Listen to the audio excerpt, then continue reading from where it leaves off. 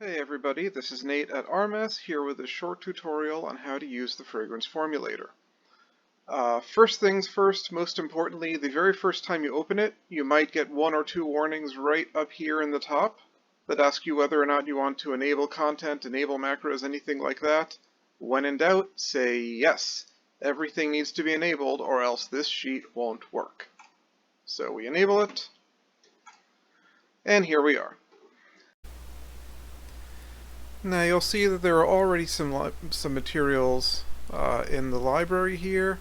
These are just a few very common materials that we've kind of pre-filled in, linked to our friends over at Creating Perfume, just so you can see what it will look like once you've got your materials loaded in here.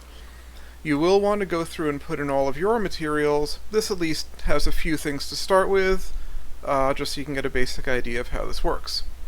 To add a new material, just go right up here to Add New Material.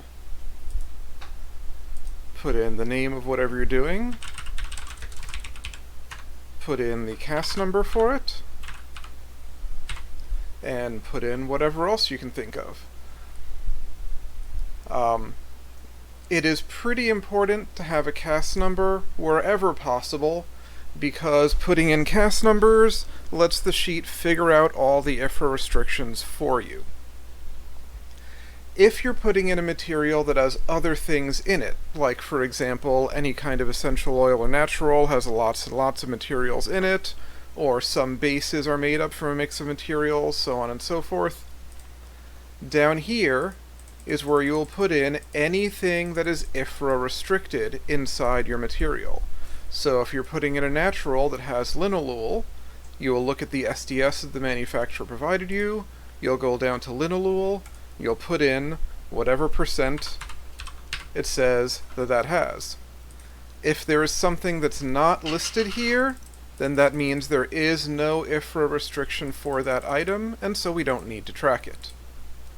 Once you have your new material all filled in, you just click Add Material Now.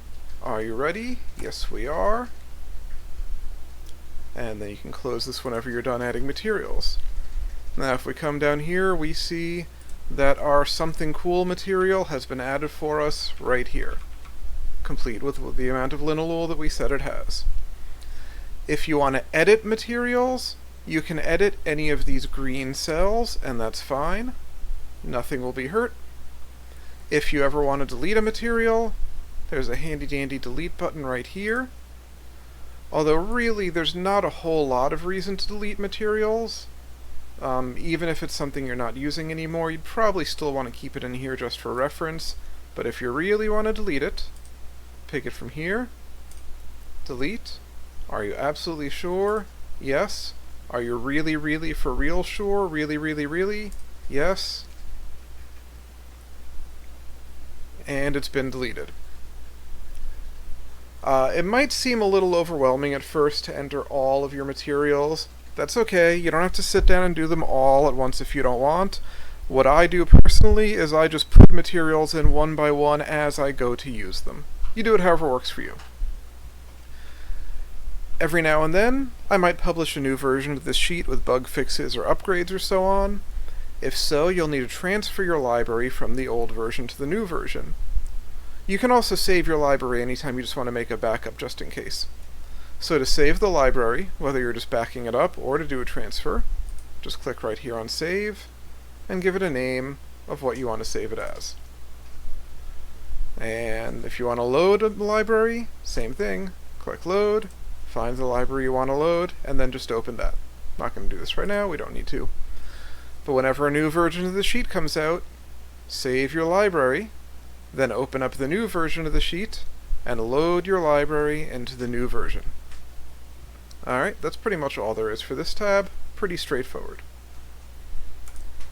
Now the Formulation tab. This is really the workhorse of the entire thing.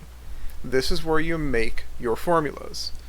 This lets you track the amount of materials in the formula, lets you track what the formulas are intended for, and makes sure you are in compliance with any IFRA regulations. As you see here, just as a demo, there's a very simple Grossman Accord in here, which as you probably know, but just in case, is more or less a mix of galaxolide, hedione, isoe, and methylionone gamma. But you know what? Let's start from scratch. We can delete all these, and as soon as you delete the name of a material, you'll see everything else gets cleaned out automatically. Just like before, only edit the green cells, not the rest. So let's start right up at the top here. Name. Whatever you want to name this project. So this will be something new, and I like to number mine, so version 1.0. If for category, this sheet will check if for restrictions for any category you want. Perfumes are 4. If you're doing something that's not perfume, that's up to you to know what category it is, and just pick the applicable category. This is the amount that you want to make. If you're just formulating kind of in an abstract to mess around with an idea, this doesn't really matter. Once you're ready to actually sit down with your formula and make a batch, this right here is the amount that you're going to sit down and make. The reason why you specify this is because the formulator will break down for you the exact amount of material for each one to add to get to this total. This is the amount that your entire project will be diluted to. In this case, our something new will be diluted down to 10% in alcohol. From here, you can pick anything out of your materials library as the diluent. If you want it to sort the materials for you, pick a way you want them sorted. If you don't want the sheet to sort them for you, then tell it, do not auto-sort. To add materials to a formula, you can either pick them from the drop-down here, which is really the preferred way to do it, if I'm being honest, or you can just type in whatever it is here. If you just type it in, nothing else will fill in automatically. You need to fill in the rest yourself. This is fine if you know the CAS and whatnot. If you don't feel like doing it all, just picking it from here is going to be much simpler. That'll auto-populate everything for you. Sometimes, you might be using a natural where you don't have a specific breakdown of it. Like, let's say I have some bergamot that didn't come with an SDS. Oops, what do I do now? Well, IFRA has an entire database of average constituents of natural materials. That entire database is built into this sheet. That's the natural complex substance data. As a backup, you can see if your material is listed in the NCS, and you can pick it here. That means that this sheet will use the IFRA average as the constituents of your material. You are really want to have specific information for your batch wherever possible. If you don't, this is better than nothing. So let's say we're going to do some bergamot, and we'll do some vanilla, and we'll do some isoe, and we'll do some hedione, and we'll do some galaxolide. Nothing super special, all fairly simple. Over here, put in the parts of each material. Now, parts can mean anything you want. If you want to put in the exact percentage as the parts, you can. You don't have to, but you can. If you want to put in the grams you're using as the parts, you can. If you just want to put in abstract numbers, you can. No matter what you're doing, ultimately the parts are just a ratio. You'll see how everything gets converted in a second. So let's say we want it to be, 200 parts of bergamot and 200 parts of vanilla, because I like vanilla. Vanillin, sorry. And 200 parts of isoe, why not? And 100 parts of hedione, and 97 parts of galaxolide. Now we see we've got a basic formula here. There's this percentage of each material in the final product, These over here are any materials of IFRA concern. They are all green. We are good. Partially because this is being diluted down to 10%.